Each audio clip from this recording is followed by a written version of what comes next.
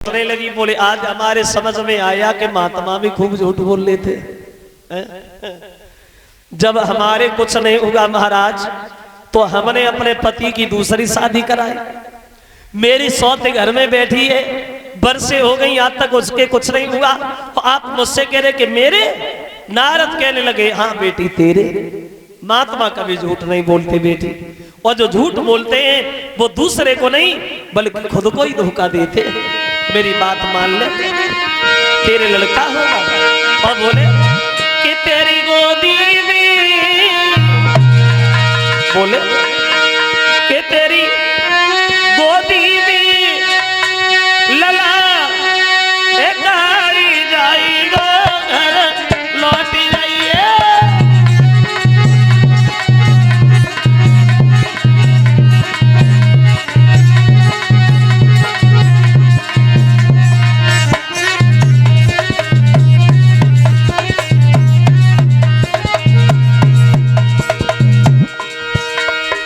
लड़का होगा बेटी। और बोले अरे माना बिटिया माना हमारी,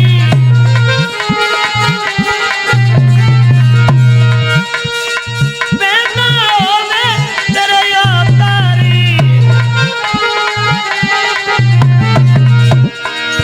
तेरो सुख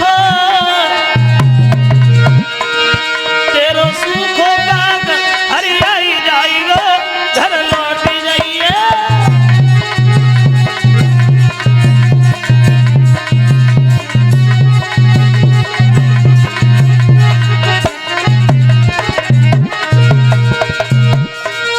अरे बिटिया ऊंच नीच पहचाना और मेरी बेटी जितना ठाना, तेरे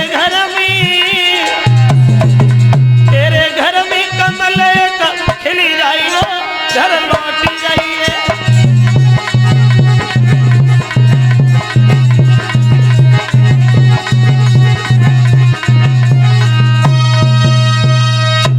लड़का होगा बेटे, और ऐसा लड़का होगा जब तक ये सूरज चांद रहेगा लोग तेरे बच्चे का नाम लेंगे। घर जा बेटी, मेरी बात पे विश्वास कर, तेरे पुत्र वंश पैदा होगा। लौट आई महात्मा की बात मान करके घर पे बड़ी रानी, और टूटी सी चारपाई पे आके लेट तो गई लेकिन उससे नींद नहीं आई। वही महात्मा की बातें ध्यान में आने लगी। परमात्मा कौन सा वो दिन होगा जब महात्मा की कही हुई बात सच होगी? कौन सा वो समय आएगा जब एक नन्हा सा बालक मेरी गोदी में खेलेगा? कौन सी वो घड़ी होगी जब सब लोग हमें सम्मान की दृष्टि से देखेंगे? अब लेट तो गई लेकिन नींद नहीं आई। बड़ी रानी आंगन में अब लेट गई घर जाए, और रात भर नींद नहीं आई।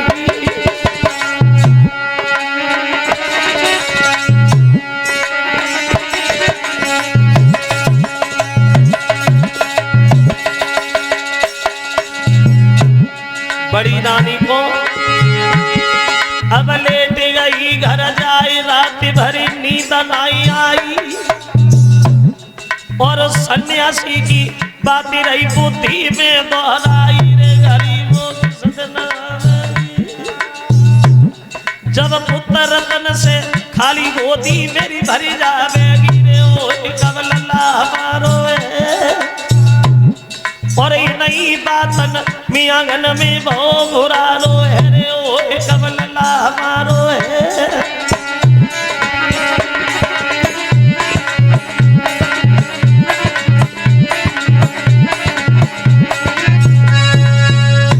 लेट गई लेकिन नींद नहीं आई। कोई महात्मा की बातें ध्यान आती रही।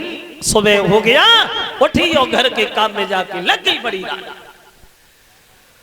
अब इधर रानी काम में लगी है, और उधर जब सुबह हुआ तो देवर्षि नारद की बात सच होने के लिए चली।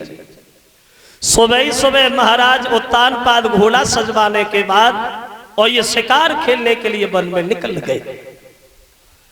ये 50 रुपया हमें भेंट कर रहे श्रीमान ब्रज किशोर पाल जो ये अकबरपुर के रहने वाले हैं उनकी तरफ से, और 50 रुपये आए ये सत्येंद्र कुमार, ये भी इसी गांव अकबरपुर के रहने वाले हैं।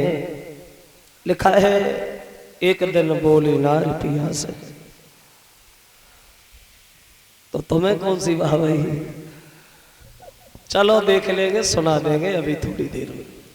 अब इधर पूरे दिन शिकार में लगे रहे, शाम को जब घर पे वापस गए तो ये काफी लेट हो गए, रात हो गई। रात तो क्या देखा, छोटी रानी के महल के किवाड़ बंद हैं, तो दरवाजे पे खड़े होकर के किवाड़ खटखटाने लगे।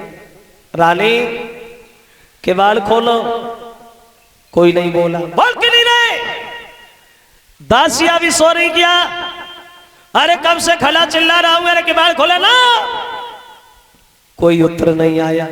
उत्तान बाद फिर चिल्लाने लगे, मैंने क्या कहा, सब लोग सो रहे हो, अरे किवाड़ खोलो। अब किवाड़ कौन खोले, वो छोटी रानी जो है वहां, अरे सुख नींद सोई गई रात,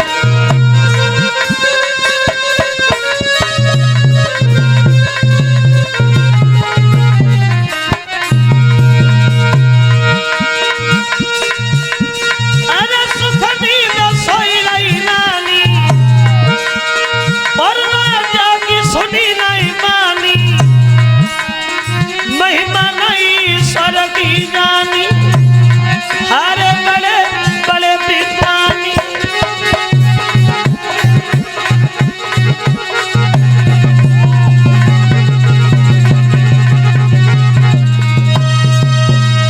किवाड़ कौन खोले, छोटी रानी गहरी नींद में सोई गई। और जो छोटी को सोता हुआ देखा तो उत्तान बाद के दिल में आया, चलो सोई गई बढ़िया रहा, एक हमारी रानी और है और बहुत दिन हो गए मिले नहीं, आज चलो बड़ी के पास चलते हैं। बड़ी का ध्यान आया, छोटी को सोता छोड़ दिया, तुम सोती रहो, खूब सो, इतनी सो, भगवान करे कभी जिंदगी में जियो ही रहे। और छोटी को सोता छोड़ के आगे बढ़े कि जब ध्यान बड़ी को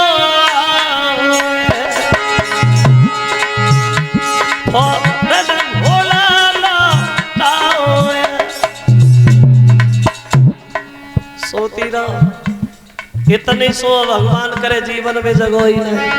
आगे बढ़े, जब ध्यान बड़ी को आओए, भोला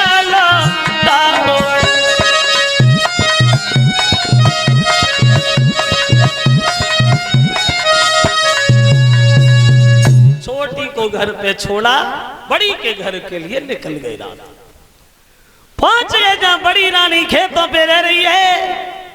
बड़ी रानी ने अपने पति को जिस समय आते हुए देखा, भाग करके सामने खड़ी हो गई, दोनों हाथ जोड़ के चेहरा की तरफ देखती रही। बहुत दिन हो गए देखे नहीं थे। बड़े सम्मान से बिठा लिया और सवाल कर दिया, महाराज आप और मेरे घर में इतनी रात को कहां से आए?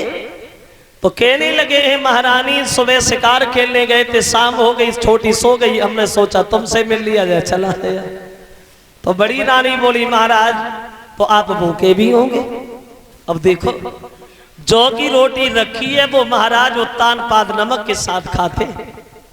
और एक बात कहते, कितनी बार मैंने तुमसे मना किया कि मेरी शादी न करा, तुमने न मानी और तुमने अपने यहां से अपने जीवन में जहर घोल लिया। तो बड़ी बोली, प्रभु आप काहे को परेशान हो रहे? अरे तुम तो सुखी हो और पत्नी को चाहिए क्या? जिसका पति सुखी है तो पत्नी पहले से सुखी है, सुहागिन बही है। और जो पिया के मन भाए और अभागिन बही है, जो दिल से उतर जाए।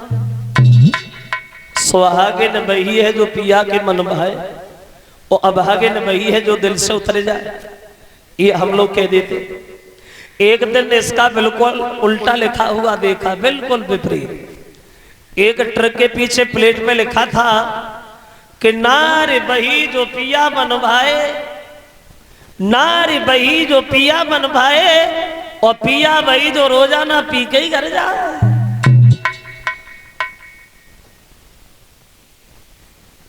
पंचवटी पर उपदेश देते समय अनुसुईया ने सीता से कहा था, बेटी सीता, बड़ा अच्छा किया तुमने जो 14 बरस अपने पति के साथ वन में बिताने चली आई, और ये स्त्री तो जन्म से ही अपवित्र हुआ करती है। एक पति की सेवा करना ही भवसागर से पार उतरने का चारा बताया गया है। पूरी रात बड़ी के घर रुके हैं महाराज। देवर्षि नारद की बात सच होती है। बड़ी रानी गर्भ धारण करती है। सुबह जब हुआ तो छोटी के घर के लिए चले। अंधेरे भी नहीं करेंगे, कहीं जगह ना गई हो। चले, क्या देखा कि छोटी रानी के महल के केबाड़ खुले हैं और बीच दरवाजे पे खड़ी है दोनों करियाएं पे हम धरे। और जो दूर से आते वह देखे रास्ता में गेल रहे। इधर आ, इधर आ, कहाँ रहे? हम पूरे रात अकेले बने रहे, पूरी रात अकेले करवट। अब बोल ही नहीं रहे, चुपचाप खड़े। छोटी रानी चिल्लाने लगी, मोन क्यों खड़े हो? मैंने क्या पूछा? तुम रात भर रहे कहाँ? नहीं बताओ, नहीं बताओ। हमें पता है तुम कहाँ रहे। बोले घर रहे और चांदी मिल रही धमकाई। बाबा दिन की करियो याद रे जब कसम हमारी। उस दिन हमारी कसम खा रहे थे, हम उससे कभी बोलेंगे नहीं, बात नहीं करोगे तो क्यों? जब घर की नारी सतरानी सोई भव में नमे पानी